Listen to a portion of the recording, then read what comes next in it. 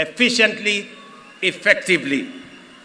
I call upon the Office of the Director of Public Prosecution, the offices of the DCI, and the offices of the IG to work with the judiciary so that the corrupt can be firmly, decisively dealt with in the Republic of Kenya, and the citizens of the Republic can get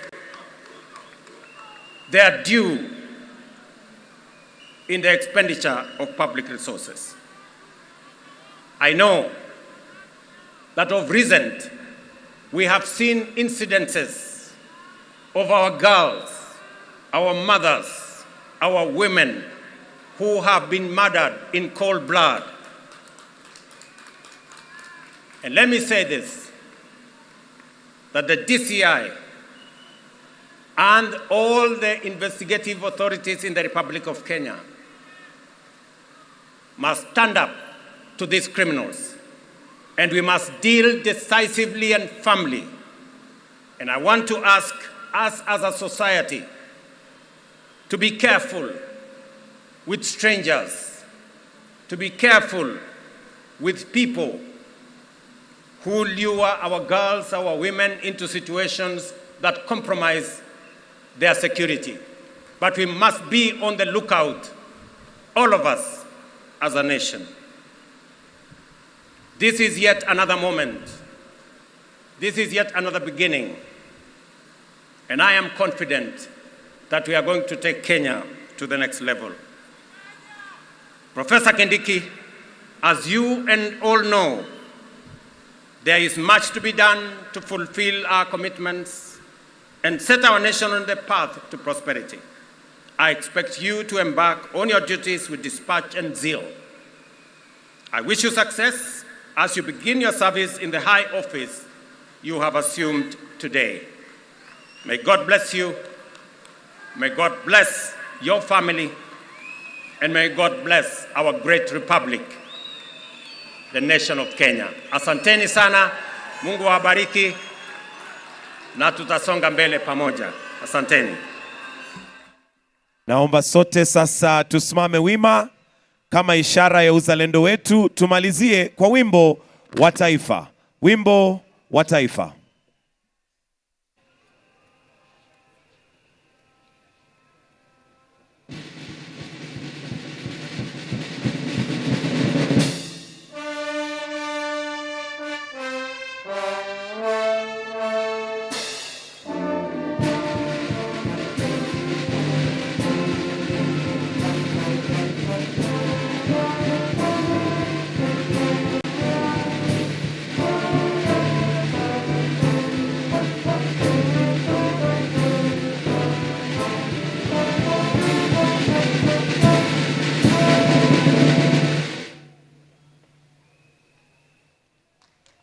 Basi tusimame mahali tulipo tukimpatia rais nafasi ya kutoka katika starehe zake. Asanteni sana.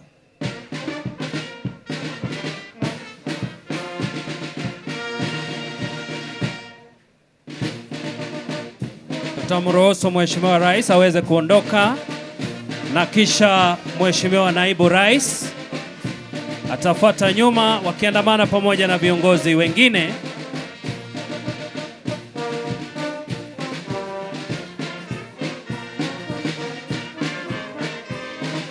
Waruhusu kwanza viongozi wetu waweze kuondoka. Ambassadors, please kindly follow behind the leaders. All our vehicles are on our right.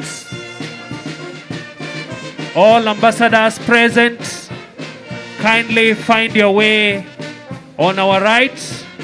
That is where your vehicles are parked. As we allow His Excellency and His entourage to leave, let's also allow ambassadors to follow. All our vehicles are parked on our far right.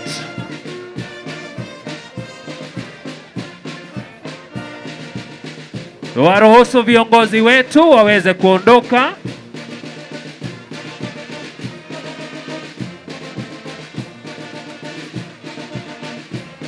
Alafu kisha wananchi tutapitia mlango wetu wa pale mbele opposite County Assembly.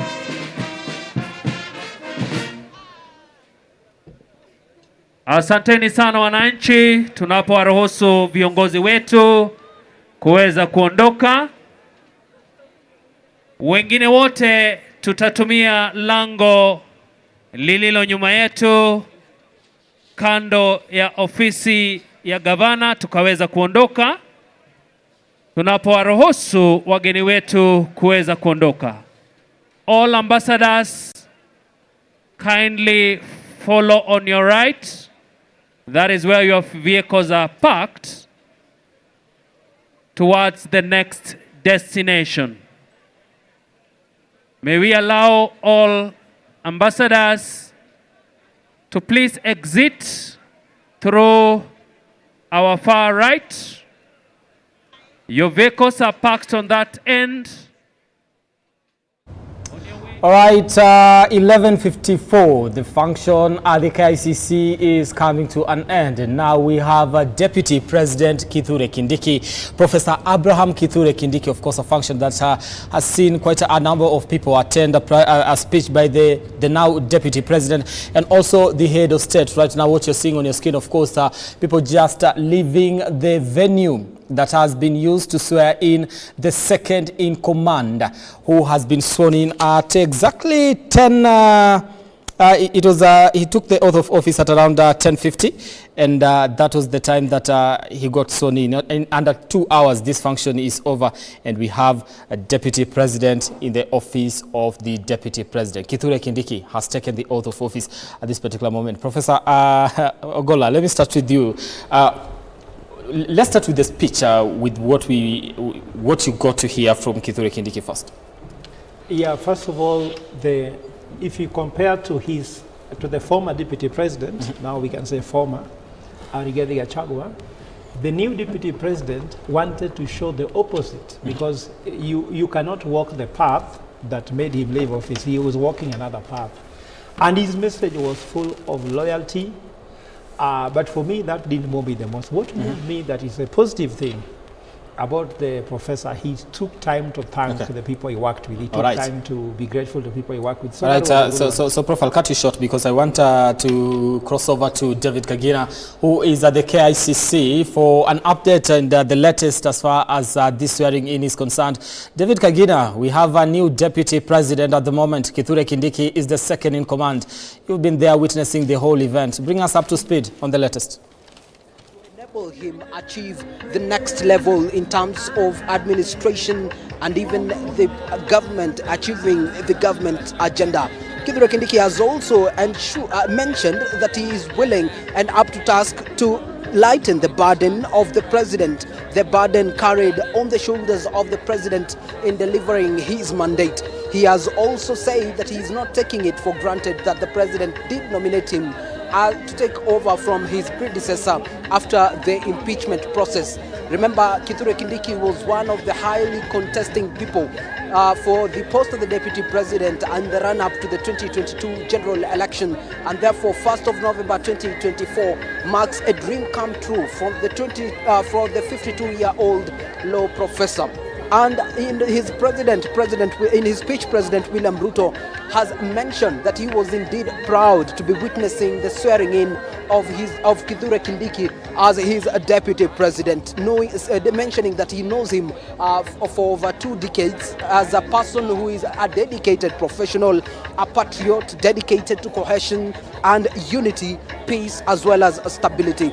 He has also mentioned that he has watched and observed from a distance as Kithure Kindiki demonstrated exceptional dedication.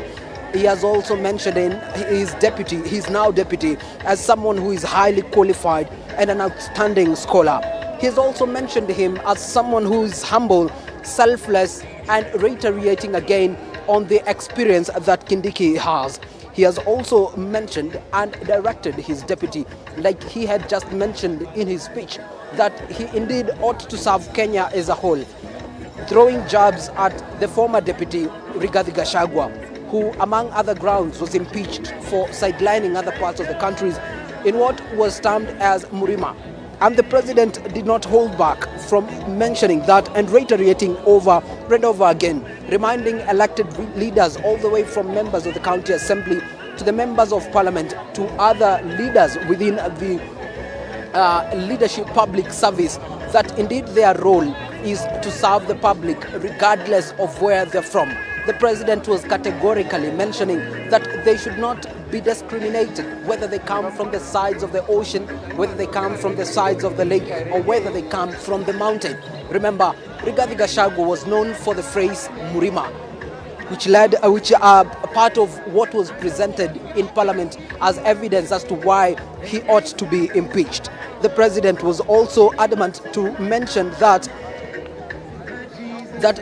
he should, leaders who take on the elective post and also public service, as well as to his deputy Kithure Kindiki, that he is confident that Kithure Kindiki will deliver what he says he has been missing for the last 2 years. The president appeared to be complaining that for the past 2 years he was left to be the solo voice championing for the rights, and not just rights, but also the agenda of his government. And now he says what he has been missing for the 2 years, he is confident that Kithure Kindiki, who he has mentioned also as an eloquent man, will be able to speak into and ensure that they have an extra voice speaking on what the government ought to deliver. Remember, the president has also highlighted the issues of people, the cases of loss of lives that we've been witnessing recently in the country, calling on the DCI to take action and ensure that those culpable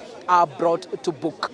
The conversations on the course of politics after this day's event will continue to unfold over time, and even as we continue to seek the reactions from the public and the leaders who are present in here.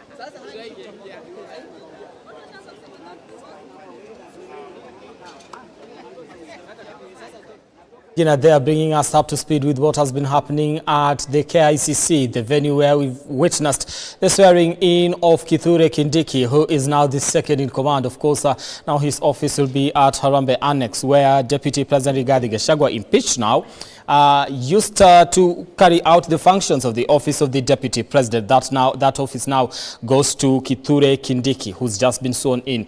Now, he made his way to the KICC at around 9:50. By the time he was making his way to the dais, it was around 10:15 there to, go now, start taking the oath of office. And of course, there were two oaths that were actually administered today.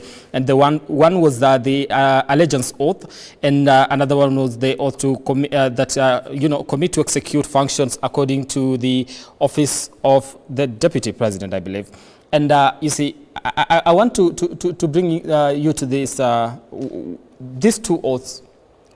Why are they important to have all these two? Let me start with let's start with the allegiance. The oaths of office are clearly stipulated in the Constitution. It is not someone didn't wake up today and formulate some words and in the name of an oath. It is clearly stipulated the two oaths that should be taken by the incoming Deputy President. Okay. Equally, if it was a president who was still taking an oath, they are clearly stipulated. So it is constitutional. It is not by whim. It is clearly stipulated by the Constitution, because when he takes oath, it's a legal process. When I was admitted to the bar, I took an oath to uphold the Constitution, and that oath, that is what now promulgated me or elevated me from just a lawyer into an advocate of the High Court. So what similarly, that's what the two of them, the same scenario that has happened. Okay, this different. What is the difference between the first one and the second one? Let me explain it to you. Yeah. If you want to understand it, understand how Gachagua was impeached. He was giving allegiance to Murima, yet he was supposed to give the allegiance to the Constitution and people of Kenya. Yes. So the allegiance is about to whose interest do you work? Whom do you work for? That's allegiance. And the one for due execution, how do you do it, isn't it? What are the parameters? Like he said, I will do this function according to the Constitution of Kenya. I will also be there like deputy and serve the function stipulated by the Constitution of Kenya, isn't it? So help me God. So you see that the second one is how, that's why help me God is mentioned on the second, due execution of office. Okay. The first one is allegiance. So these two things were also in Gachaga's impeachment. One, he was not serving his function as deputy president, that was accused. Another one was that his allegiance was to part of the nation, not to the whole country. And that's why separation of these things are very important. And if you look at all traditions, the same thing, like even if you're doing an author wedding, you also give allegiance to your wife. But also, marriage is a institutional thing, so also you must act according to the Bible if you are a Christian, but also if you're a Muslim, also you have to do it according to Quran. If you're a Buddhist, the same way. All right. Okay. Now, now, just let me add. You know, the Constitution says that you should pledge your allegiance to the Constitution. After that, you take another oath of office. But it doesn't give the wordings. It says, Parliament shall now enact a law that will support this. It's actually in Article 141 in the assumption of office. That Parliament shall